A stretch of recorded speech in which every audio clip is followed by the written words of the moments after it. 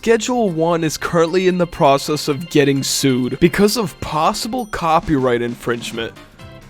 Or at least that's what huge game development studios want you to think. See, looking closely at all the files and information provided, it's very obvious that these game developers are just really jealous of Schedule 1's popularity and the fact that every huge streamer is playing it right now instead of their game. How's it going, guys? Peep is Walter. And today we're talking about the Schedule 1 situation and how just one dude, by the way, this entire game with over 400,000 concurrent players on Steam was developed by just a single dude. We're gonna talk about how game studios are so cruel and just beat up small developers just for simply having a better game than theirs. But before we do that, make sure you subscribe because I'm trying to hit at least 1 subscriber by the end of today. So I promise y'all, if I hit at least 1 subscriber today, I'm going to down a Red Bull in 5 seconds. You have my word. Heart disease on camera. Anyways, now if you don't know what Schedule 1 is, I'm gonna be honest with you guys, you clicking on this video, you probably already know what it is. It's a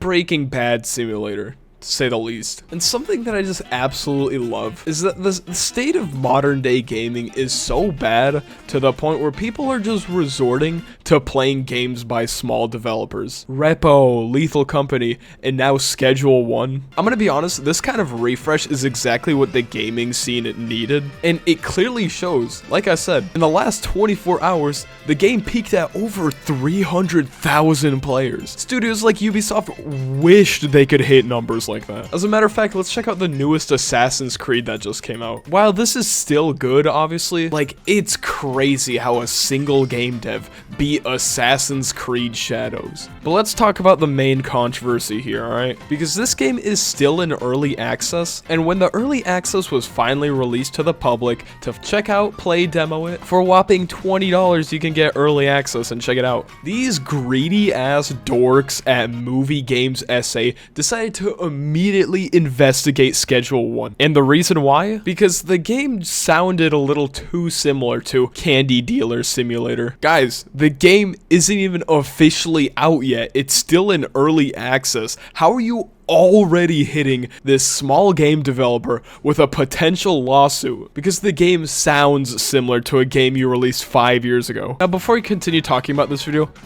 make sure you follow my Instagram. I'm gonna link in the description.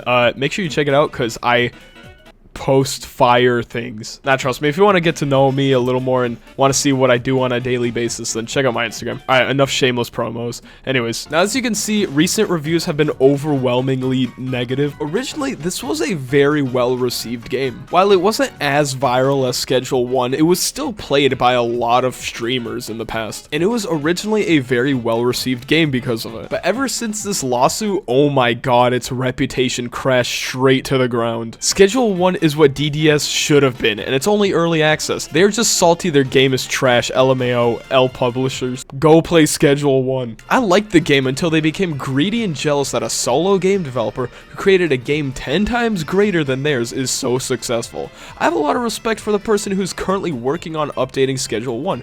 If anyone is reading this, thinking of buying DDS 1, trust me, buy Schedule 1 instead. And so on and so on. All the most recent reviews have just been absolutely looking down at Movie Games SA. As a matter of fact, their Twitter's getting bombarded as well. 1 like and 130 comments? How, as a game studio, do you only accumulate 1 like?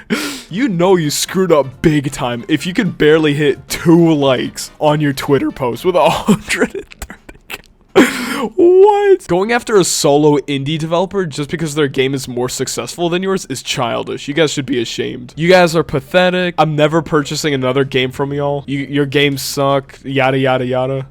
Boo this man. Now let's get something out of the way real quick. Throughout this video, I've been saying this is a potential lawsuit, or they're going to get potentially sued in the future. That's because no actual lawsuit has happened yet. There's currently an investigation going on. That is what's going on. But I just think it's funny how they didn't even give Schedule 1 a chance to release yet without being lawsuited immediately. And this can be confirmed with Movie Games SA themselves. Dear gamers, we'd like to address that Schedule 1/Candy Dealer Simulator situation and share some facts.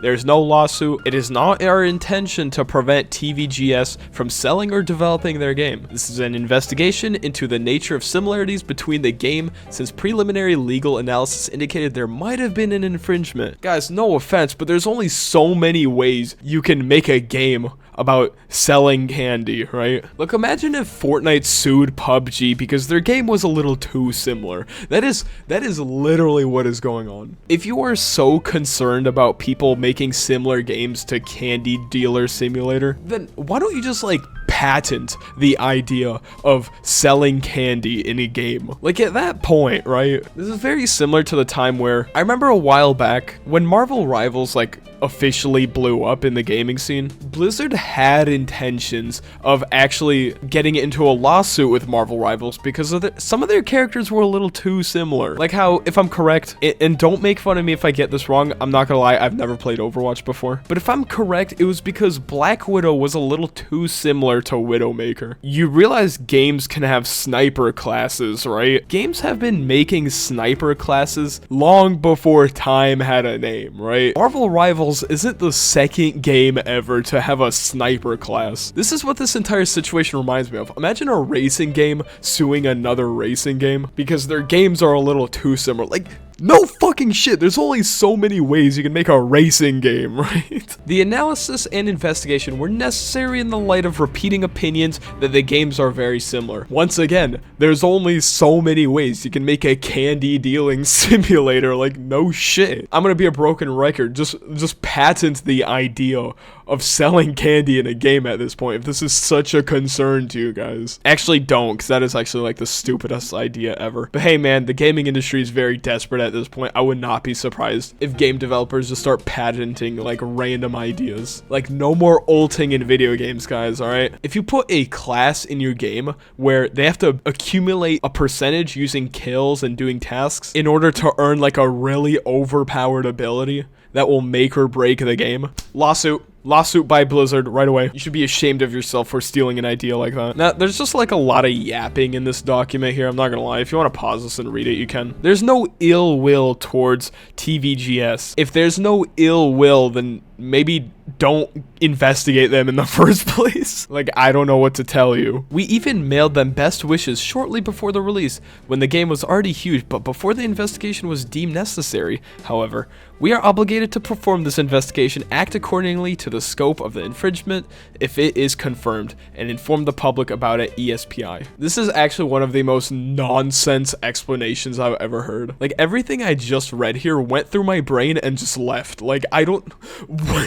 If you have no ill will, then maybe don't sue a small independent game dev simply because it's performing better than your games. Just leave this guy alone. As Ken's Alone TV said, you likely haven't done this to other similar games just because they weren't as successful. Be happy for TVGS. Enough with needless investigations. I do just want to point this out real quick. I want to go back to Ken's Alone real quick because this dude on his Twitter has just been making a lot of good points about the whole Schedule 1 situation. Hey, movie games, here's some more legal analysis you can work on. Ah, shoot, never mind. This game dev doesn't have hundreds of thousands of sales.